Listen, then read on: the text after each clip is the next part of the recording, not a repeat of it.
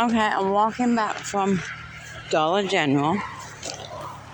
Got myself some new reading glasses for a couple of dollars, so now I can actually type again.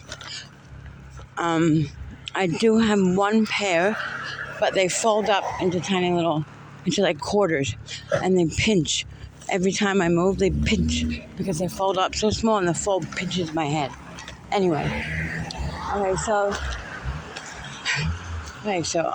the past, so since when we were not allowed back at that hotel where Jamie accidentally exposed himself, I still don't know whether I should say something about that because it was an accident. He opened the door. Housekeeping was one door past ours, and nobody else was around. And I was, like I said, I was right in the area, so I just have a feeling it was housekeeping. Maybe he spoke to him. I asked for his mommy. So I don't know. I feel like it was an accident. And, I wasn't that I was leaving him on his own, completely. It was, I ran to the end of the hallway, opened the door. He opened the door, asked, where's my mom? And that was it. But I feel like it was really kind of cool to kick us out without, me saying, I promise that won't ever happen again. He's never done it before. He knows not to open the door. And maybe he just panicked or something. And I would not let it, I would stay with him 24/7. But they never even gave me a chance to, explain that it wasn't something that he did on purpose. It was a flashing people. And it really left us high and dry. We called my friend Kathy in a panic, and she was actually busy with a wedding that day, and thankfully brought us down. She brought us, we went to go to the police first, so she went in. I couldn't even do it, but to see what to do, and then where we could go. And she didn't have much time. She was already. We already made her late for the wedding. I'm so sorry, Kathy. But I just had asked if she could just run down the road a little bit so we were away from that hotel and near Wi-Fi and whatnot. So we ended up, I said, well, where do homeless people go in that town? And I said, well, here, right behind ShopRite. So we went behind ShopRite, and that's when the strangers, as Jamie calls them, the new parents, came and befriended us. But within a couple of minutes, ShopRite people came marching out, moving along. You've got 5 minutes to get out of here. We're calling the police. I mean, we just literally were there for a couple of minutes before they came out and did that. It's like, well, what? We weren't planning on staying. They must have a lot of people that hang out there and loiter. Yeah, loiter. Sounds like goiter. Anyway, so then we went to the new parents took us to a park. I said, where can we go where we can go online, find somewhere to go, and not get scolded for just looking online? So we went to a park. So we kind of went to a picnic area, the woods of the park. But as we were going there, he drove us there because we had bags. So as we were going there, he started driving another way. And I kind of thought for 1 minute, are we being kidnapped? And I said to Carson, do you think we're being kidnapped? He says, I'm not sure. And for one split second, I thought, maybe these people aren't who they say they are. And no, they were who they appeared to be. They were so nice. So then we stayed there, and then they kept coming back and checking on us. And then we had found a hotel. We weren't sure about the dogs. They stopped at their house. I said, I didn't know whether they had something in hiding and didn't want us to see the house or whatever. But we ended up stopping there, and I said, if you want, we could just give you the money instead. We'd be much more comfortable. The dogs had a yard to run in. They had the cutest dog. So we just ended up making friends with them and staying there. And they were so great. So then the next day came and they had things to do. We had to leave and we're like, oh, here we are again. Don't know what to do, can't go to that hotel. The other hotel before that had to end our stay because we were there too long with 211. So you can't pick up residency, you have to leave and come back. We couldn't go back there. So we're like, now where do we go? So we ended up going to the first hotel that I talked about, where the police showed up all that time ago. And the guy, and I didn't have my ID, so I made an appointment next door at AAA to get my ID, and I was going to get it done today to get my, because I lost my license, so they were just going to replace it today.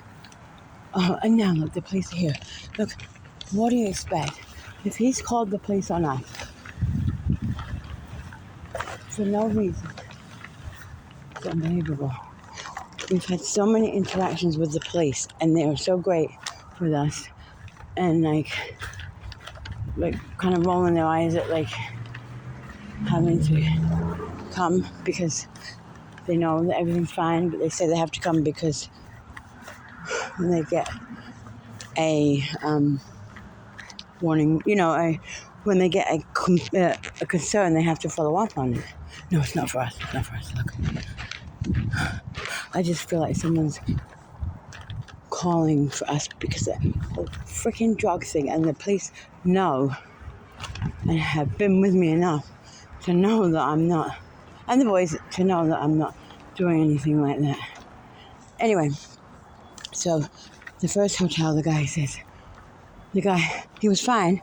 We were going to check back in that night, and then he saw me and Jamie, and he recognized us from before and said we couldn't stay. So we had to leave because we, had that interaction with him, and he had gotten in trouble for it. So then we were stuck again. So we moved to a McDonald's parking lot, trying to figure out what the hell to do now. And the McDonald's, after a while, because originally we were going to check out of our room and check back in at 3. This is life. This is how we've been living. It's all about, trying to find how to stay safe the next day. So I'm just going to sit down for 1 minute. We had checked, so let me sit here finish this before I go to bed. So, I can't even think straight. Anyway, we're at this hotel now. This one's great. We have the papers for the dogs. Dogs are fine. The dogs are doing great. We're doing okay. We're surviving. We're hanging in. It's just been really, really exhausting, and I'm done. I'm so done. And some people that you think will stick by you, treat you very differently when you become a situation when you're lower level of class or whatever. My mind, I don't feel this way at all. I'm still the way I've always been. It's just a temporary glitch. But people sure can make you feel small and shame you and judge for just being in the position that you're in, that you end up in, and no matter how hard you try, nothing is good enough if you don't have the right answer. And believe me, I've been trying every day and night. I've been calling everywhere and everyone, and honestly, it doesn't matter. Hi. When we went to one of the hotels that 211 was funding, they wouldn't let me in without the ID. I have the picture of it on my phone and everything, front and back, but they wouldn't let me in without it. And so they said, sorry, no, we'd already paid and everything. And we showed up there and they said, sorry. No, it was 9 o'clock at night or something. We were calling 211. We're we don't know what to do. We paid for the hotel, blah, blah, blah. And 211's like, I'm sorry, reach out to family and friends, call back tomorrow. And we were just in the lobby we were out in the middle of nowhere. We didn't know what was around us or anything. And I think it was something to do with the ID. I don't remember. I don't know if it was the ID. I think it was something else. I think they were fine with the ID. It was some other little issue that wouldn't be allowed. And we were just sitting in the lobby, just sitting there. And finally, I think it was something to do with, though we paid, they wanted something. They wanted it done online or something. So anyway, we ended up. They wanted $50 deposit or something, and we had cash, and they wouldn't take cash, and they would only take a card or something like that. I couldn't get it in the bank to do it.